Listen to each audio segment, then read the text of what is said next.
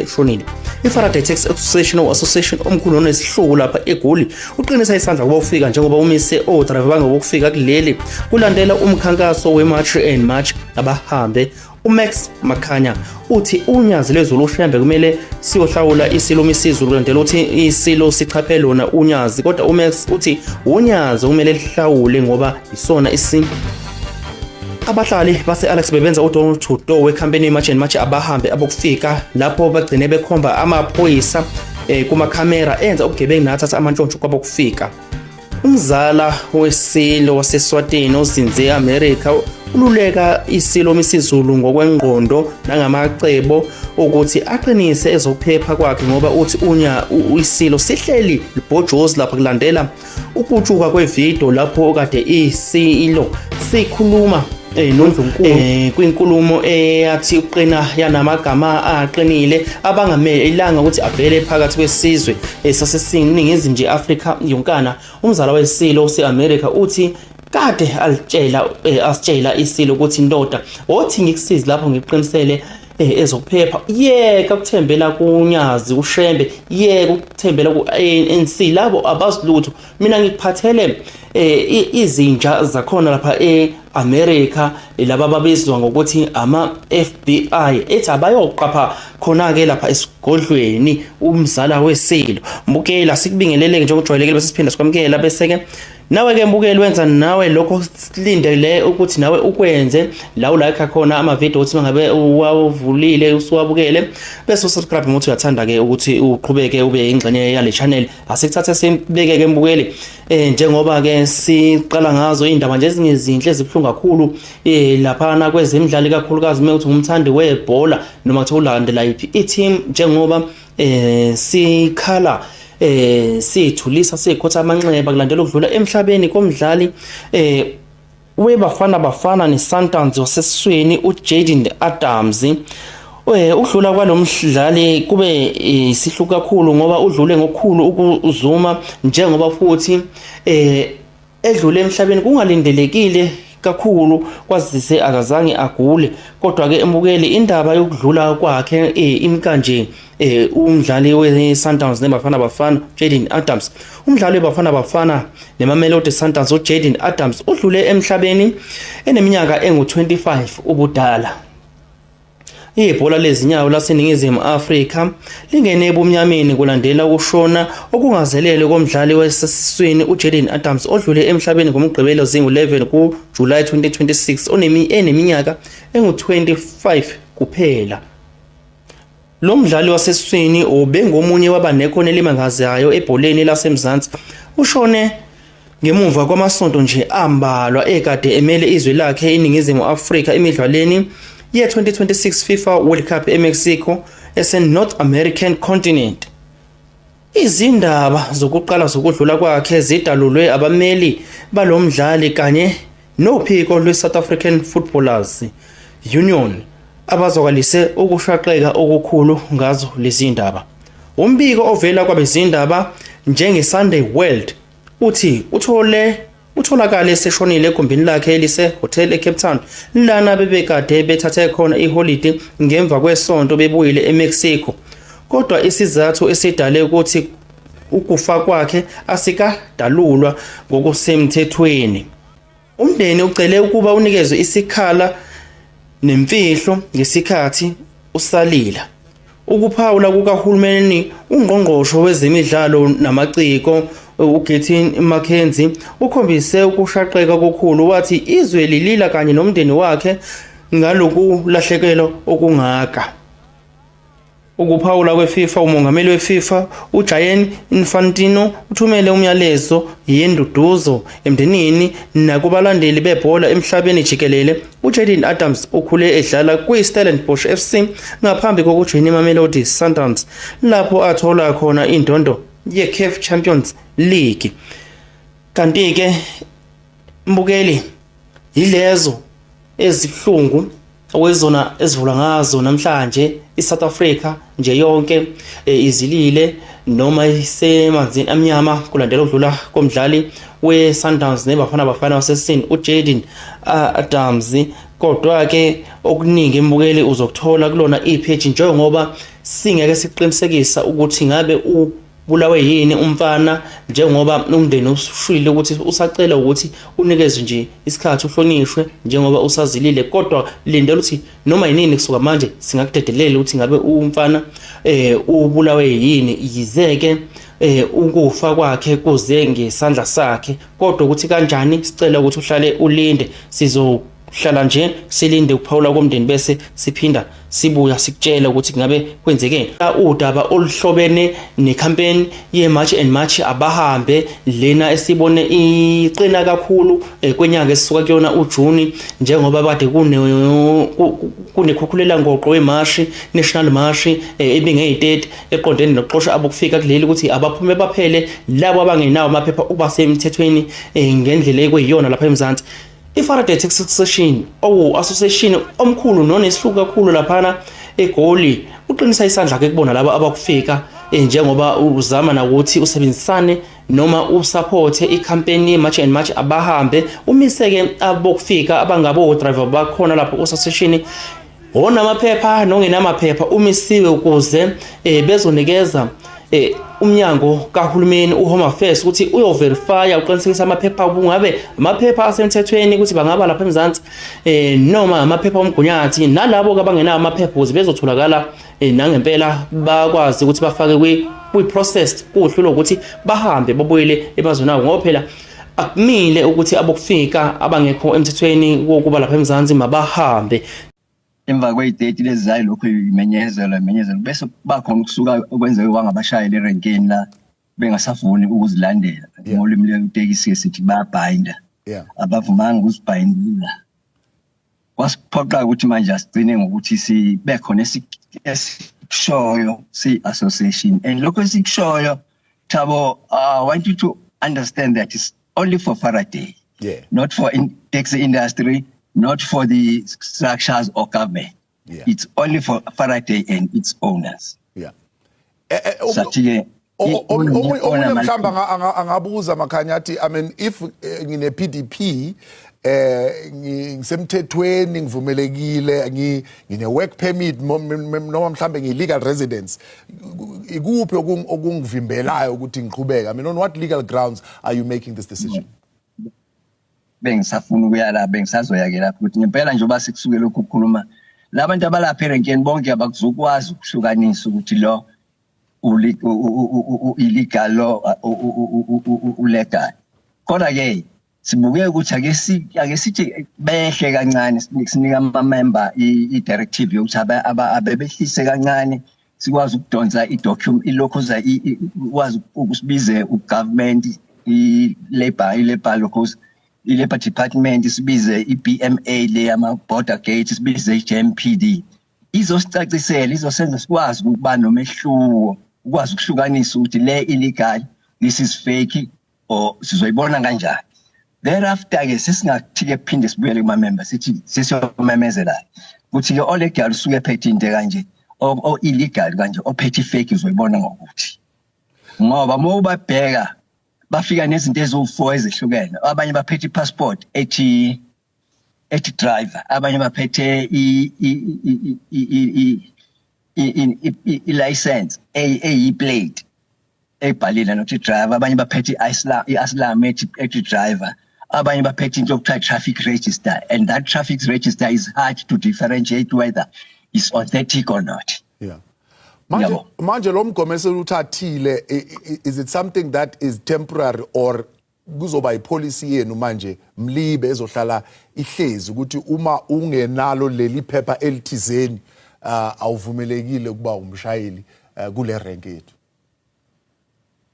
Impela ma uzobe ungenalo lelo phepha singazobe sisazi ukuthi iphepha elikanjani liphi elisemthethweni which one is authentic sobe kobe kwese kuba into ezo-apply throughout kodwa nje kumele qale thina qale be-ofisi sazi ukuthi umehluko ukuphi sizobona kanjani ey'feki then bese siyibuyisela kuma-members kuhambe-ke siyoyichazela nabo-driver.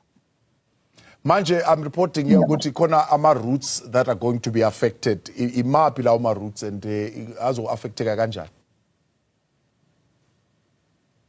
And the message, directives is for all our routes. We've got more than 110 routes. all of them.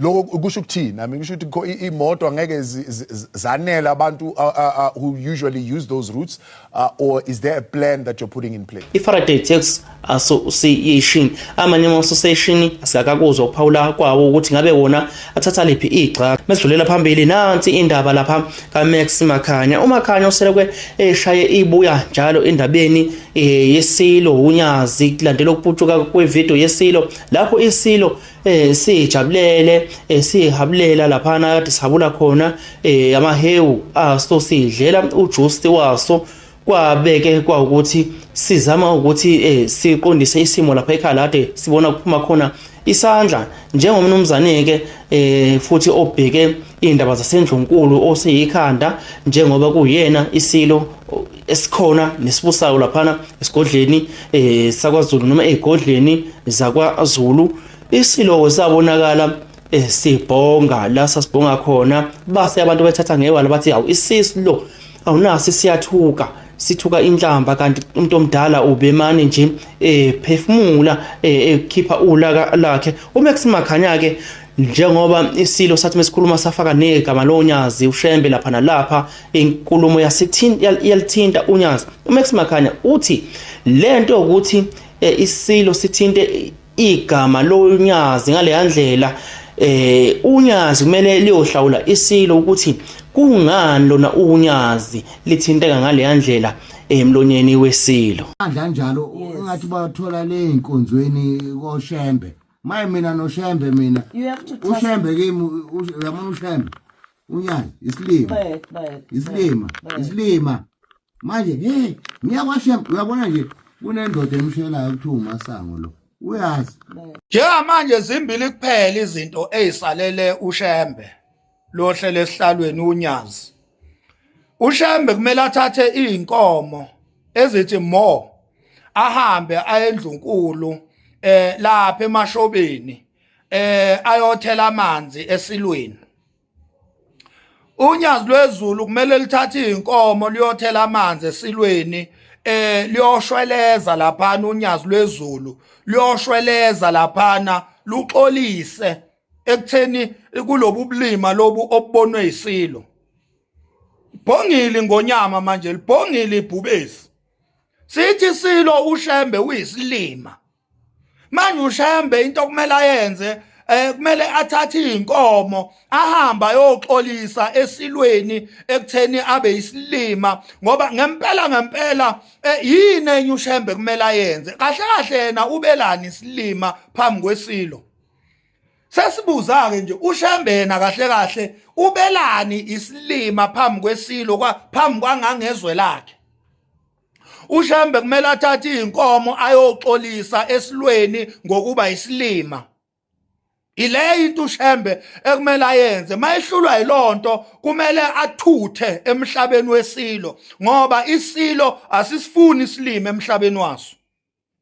So uShembe ke zimbili izinto ekumele decide kuzo. Either uthatha izinkomo uyoshweleza kuyiSilo ngokuba isilima phambi kweSilo noma uyathutha emhlabeni weSilo. Kumele achuze lapho uShembe ngoba awukwazi ukuba isilima phambi kweSilo. iSilo njoba sithi uyisilima nje okusho ukuthi yena wenza ubulima phambi kweSilo. Asikwazi ke thina ukulosithi iSilo sithuka inhlamba iSilo sirongi. uShembe yena uyena orongi ngokuba isilima phambi kweSilo. Ubenzelani yena ubulima phambi kweSilo? uShembe kumele athathe inkomo ayoshweleza laphana athela amanzi esilweni axolise ngokwenza ubulima phambi kweSilo. Ngibonga ithuba. uMax naye uyisakhamuzi saseMzansi unelungelo lokubeka umbono kuzo zonke izinto ezithinta izwe laseMzansi kakhulukazi ngabaholi bezwe. Nanso ke indaba yase-Alex Mbukeli uchungechunge lapho khona abahlali base-Alex eGoli lapho kade benza khona umkhankaso we-March and March bengena door to door njoba sezafika 30 zokuthi abantu bokuhamba abangenawo amaphepha okuba kuleli eMzansi ngokusemthethweni behambe ngokukhulu ukuthula engalekwe inkinga abasele sebebhekene nezagela ke manje njengoba bakuleli bengena door to door benza icampaign ukuthi abahambe beyabakhipha endlini babakhipha labasebenzela khona ukuthi hambani ngoba sasinitshela ithi asandingla akushintshele ukuthi into esedlulile zakogeza ukuthi nihambe ngokuthula njengamanje sinikhipha thina batheke abase Alex Mabenza lo mkhankaso bekunana amaphoyisa ke lapho nabezindaba kade becoshela bathi abayindaba becoshela kwase kuba khona abase Alex abayizakhamuzi bakhomba amaphoyisa labe bediveza khona ukuthi amaphoyisa abhizi eyaganga athatha amantshontsho kulabantu bokufika. Anti-immigrant protesters went door to door in Johannesburg's Alexandra Township on Thursday, breaking into homes where they believed undocumented immigrants were hiding. They escorted the people through the streets and into police vans where they were taken away. This Zimbabwean man, apprehended by the marchers, told Reuters he was in the country legally. The surge in anti-immigrant sentiment culminated in nationwide protests on June 30th, an informal deadline set for undocumented immigrants to leave the country.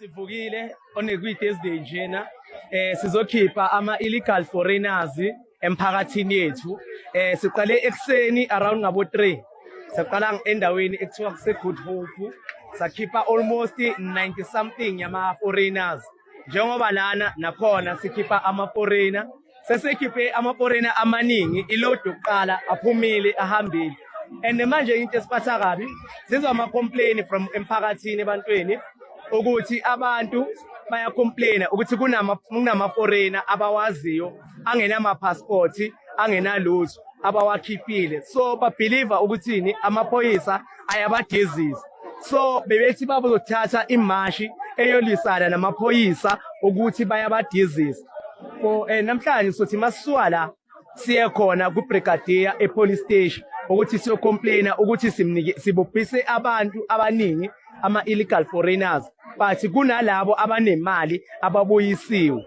emphakathini yethu leyo nto leyo umphakathi uyicasulile and ucabanga ukuthini uthathe ama actions but ukuthi angazinzelo nomphakathi sizoqala siconsult ubrigadier ukuze izinto zenzeke ngendlela nalamaphoyisa lawa aanto la implicatekayo azoba accountable for lezo zinto lezo. La emphakathini i-challenge esinayo kumanje sikhipha ama foreigner emkhukhwini ama foreigner ehlala nawo aqashiswe oma stand abala eSouth Africa. Okwesibili masiwakhipha siwasemaphoyiseni amaphoyisa athatha ibribe emaforeneni kumanje khona asebuyile ekade hambile eboshiwe asebuyile athathe ibribe. Enye into esibhekana nayo emaphoyiseni amaphoyisa amasihamba nawo emafemini siyokhipha amaforeigner athatha amabribe emakhampanini amakhulu and okunye amaphoyisa awawagqoka ama name tag asiwazi amagama abo noma izithombe zinabo zabo kodwa amagama sibazi. So into esifuna siyenze siumphakathi kumele sibuyele epolice station siyohlangana no station commander simtshela ukuthi abasebenzi bakhe umsebenzi abawenzi kahle bathatha ama bribe leyo nto leyo ezokhoza ini emphakathini ezokhoza ingxabano kubantu abahlala emphakathini nasemaphoyiseni ngoba amaphoyisa sogcine sesingasawahloniphi siyawahlonipha wona kodwa manje sogcine sesingasawahlonipha amaphoyisa ngalento abayenza kuthina. Siyawuhlonipha umthetho wase South Africa kakhulu. Le peace march siyenzayo siyenza ngoba nakho ikwi peace nakhona kodwa manje isizogcina isikudla isiyenza udlame ngoba sebephumile nje abanye abantu baneenga mase bebafica emkhukhwini baneenga kahle kahle bebekhishwa ngani ngokuthula kodwa bona ngoba ngoba sebebuyele nje manje le emkhukhwini sekuzokwenzakala okunye kahle kahle amaphoyisa wanalo iqinisa seJimmiston engingakusho ngilokho ngizokhulumela nje lawa seJimmiston kakhulu Ilawo nje ngoba yo i-bribe lawa sisebenzisana nawo from nge-9 June siqala lento lesihambe sikhipha ama-foreign emafemini nasemkhukhwini ahambe ethatha nje ama-bribe ahamba nje ethatha ama-bribe mina-ke nje ahleze ngipointa vele ngoba ngiyazazi ngikhuluma kakhulu osami futhi ngike ngisho ngithi noma ngifa ngiyolifelela kithi ilizwe ngobani ngoba phela ngeke ngize ngithande nami ingane yami ekugcineni yenzani iswela isinkwa ngenxa ukuthi angikutholi umsebenzi